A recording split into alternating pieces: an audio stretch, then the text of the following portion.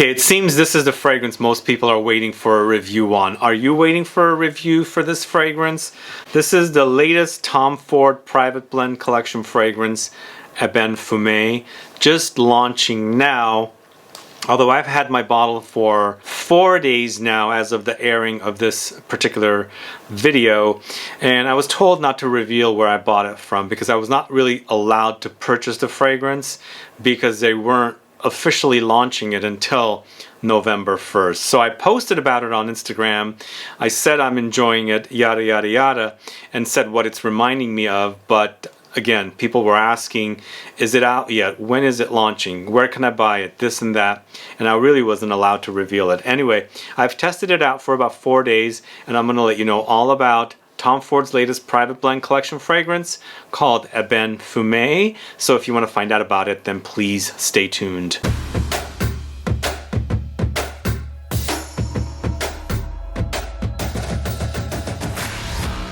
Thanks so much for tuning in. This is Sebastian, and yes, today I'm talking about EBENE FUME. If you don't know about this one, you probably don't know about fragrances, because this is one that we've been anticipating for months and months and months. We've known about this launch of this fragrance for several months, and now it's on its way, and people are probably going to buy it and, see what it's all about. But, as I said, I posted about it, and at the time when I first wore it is when I posted about it, I thought to myself it was reminding me a little bit of something like Gucci Pour Homme 1, Parler Eau De Parfum's Papyrus Oud, Bentley for Men Absolute, and even thought maybe it reminded me a little bit of Tom Ford's own Sahara Noir. But, even though it hints at those fragrances, it's not identical. Then I'm going to let you know what I think about them in comparison to those fragrances. But before I get to the fragrance, though, if this is your first time tuning in, as always, if you haven't subscribed to the channel, please do click the subscribe button below and also click the bell so that you'll be notified for future videos. And, of course, giveaways. So this is a 2021 launch. No perfumer behind this, and I noticed that Tom Ford is not really adding perfumers' names to a lot of their fragrances. So I don't know who did this particular fragrance, but all along I've been heading to Neiman Marcus anticipating the launch of this fragrance. Earlier in October they said November. In September they weren't sure exactly when. So I've been really hot on trying to get a bottle of this one, and I finally have it.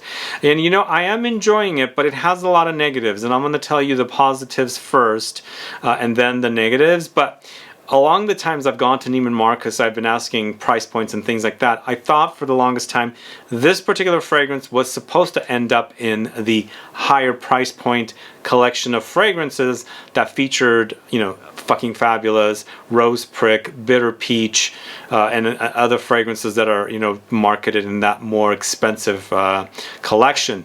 But even though as of the day I bought this, they said it's now, marked at $263, and prior to that, like just a week or so prior to that, they still told me it was going to be at the higher price point. But this is $263, not the same price as FF, which is $368. This is more like Tom Ford's Oud Wood at 50 ml for $263. So that's actually a good thing. It's not in the more expensive collection because I don't think it deserves the more expensive collection, and I'm going to tell you why. So there's no decanter flacon for this one yet. That's launching December 1, a month after the launch of the 50 ml. And as far as I know, that's the only two sizes we're going to get as of now, and potentially in the future they'll add 100 ml. And so 263 50 ml Eau De Parfum concentration, and I would call this an amber woody style fragrance.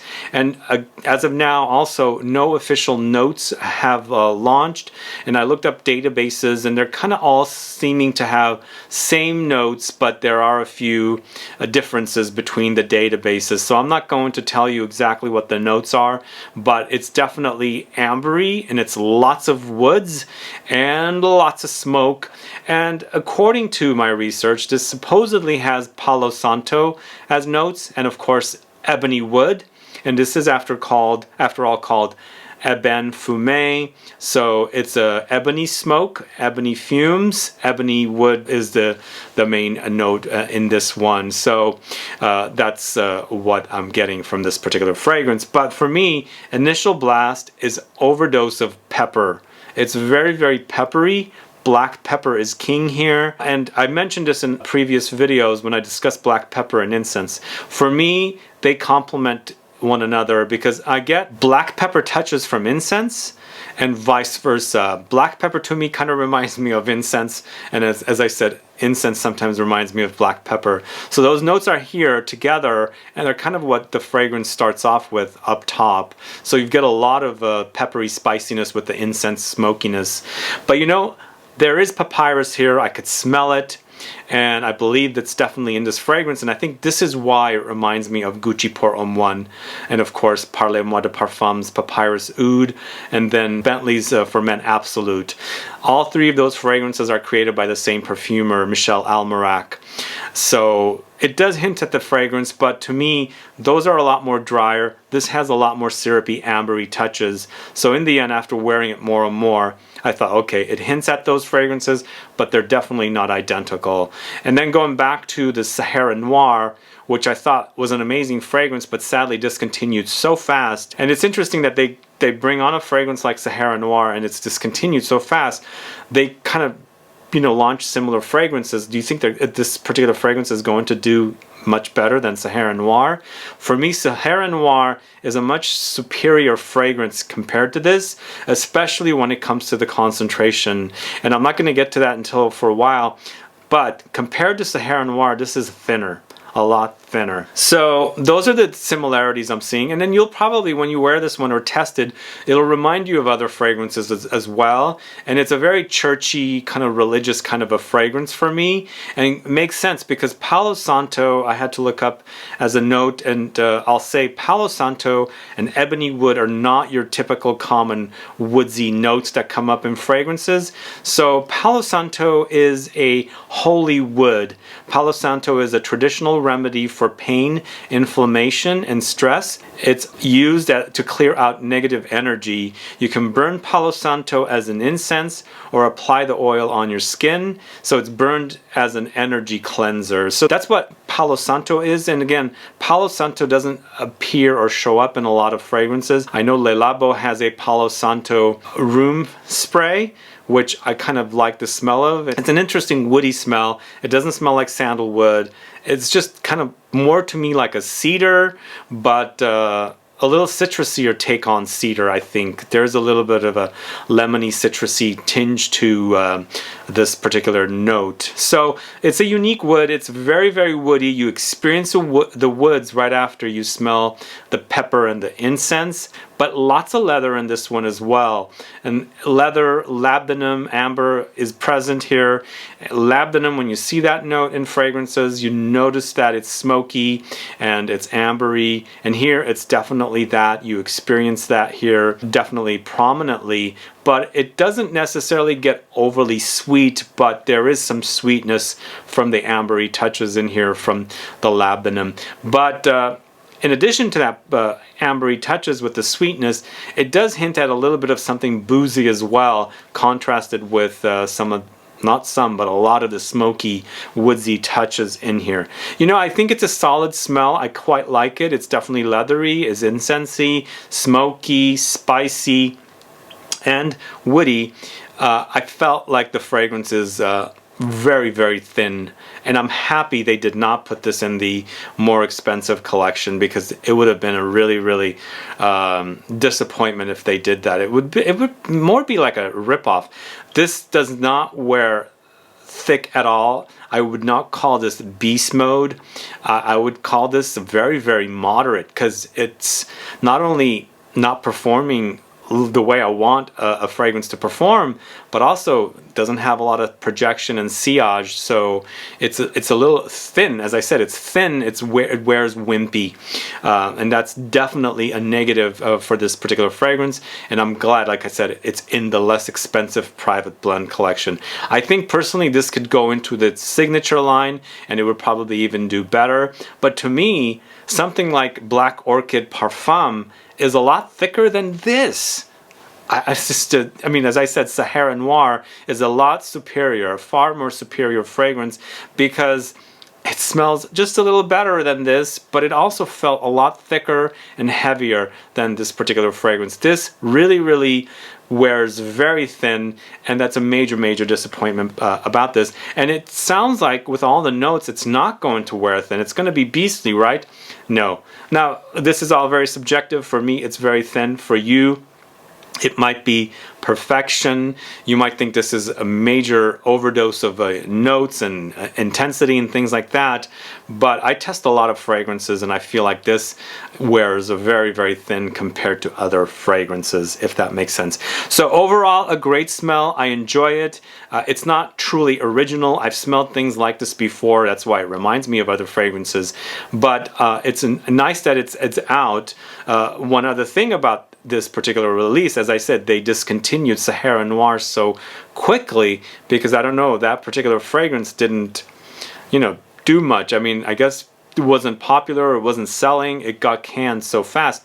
I don't think this particular fragrance is going to do so well as well. I think this particular style of fragrance is not something that's major sought after, and especially come to think of it with Tom Ford, people that buy Tom Ford, not only the fragrances but the clothing and makeup and things like that.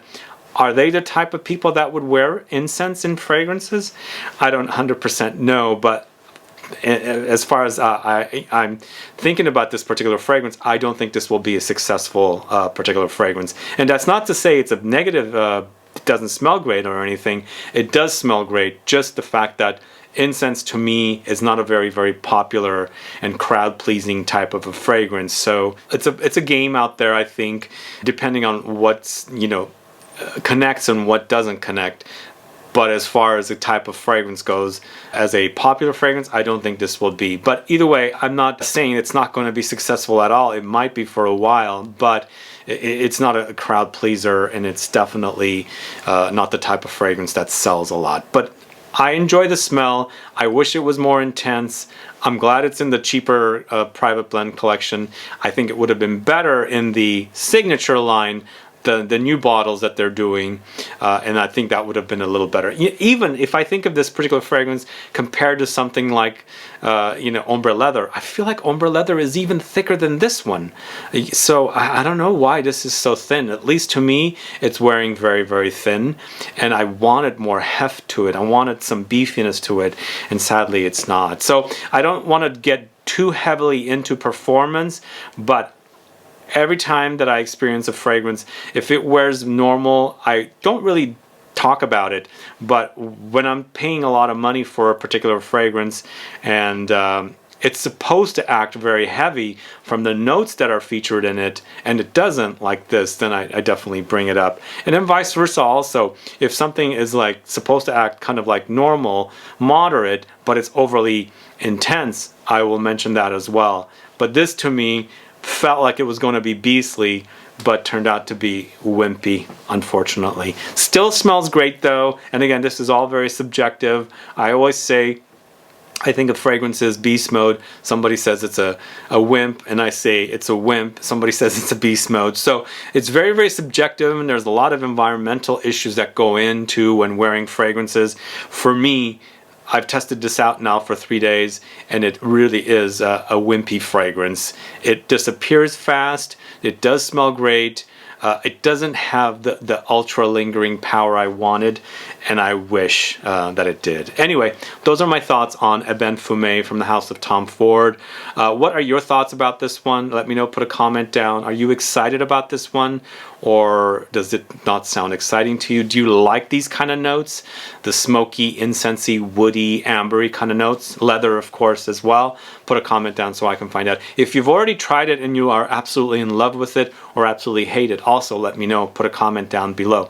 Anyway, guys, thanks so much for watching today's video for the latest Tom Ford Private Blend Collection fragrance, EBENE FUME. If you have any questions or comments, please list below. Please like this video. Please share it. Follow me on Facebook, Twitter, and Instagram, and I'll be back with more videos very soon. Have a good one. Goodbye.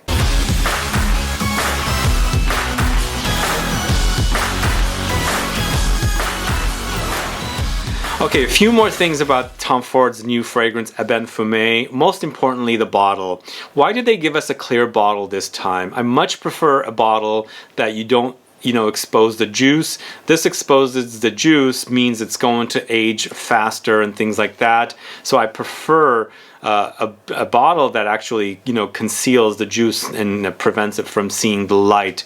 But maybe they're kind of like wanting people to see the color of the juice. It's a little boozy color, like a liqueur. So maybe that's kind of the design they did. I don't know, but I prefer the concealed juice that doesn't expose the juice and see the light, kind of a thing. And then going to the flacon, the 250 ml bottle, which I believe is coming out in December 1st, which is what I was told. And those are the two sizes that we're going to get for this particular fragrance as of now. So apparently they had some difficulties getting the 250 ml bottle, flacon bottle designed, so that's why that one's being delayed. But it makes sense because they initially announced a 250 ml bottle for Lost Cherry, and apparently they were not happy with the design and the way the fragrance bottle turned out, so they actually canceled that actual flacon. This is what I was told at Neiman Marcus. I'm not sure how much is true, but with the fact that the 250 ml flacon of this is delayed until December 1, they're very picky in getting something designed pretty quick. But you know what? This bottle kind of reminds me of Santal Blush. Isn't there a fragrance called Santal Blush from Tom Ford, which I don't own? But it's clear, right? It's clear except for this cap. It's brown, but I think, why would it take so long to design that other flacon? I don't know. Maybe it's delayed because it's just delayed. But I prefer the bottles that are concealed. They would have been able to do something really cool. Maybe give us the color of this juice as the color of the bottle and would prevent the juice from seeing the light. That's what I would have preferred. But maybe they'll change it. No, I doubt it. They'll probably stick with this one. But as I was saying earlier, I don't think this juice is going to be as popular as other fragrances from Tom Ford. It's not the crowd-pleasing type of a fragrance. It's not a mass fragrance. Churchy, incensey kind of fragrances to me are definitely more niche rather than your mass appealing kind of fragrances. I'm not saying all Tom Fords are mass appealing. I just think Incense is not something like Oud Wood or Noir de Noir or Tuscan Leather even. Anyway, those are my thoughts. Glad you stick around to watch the little bonus info on the bottle.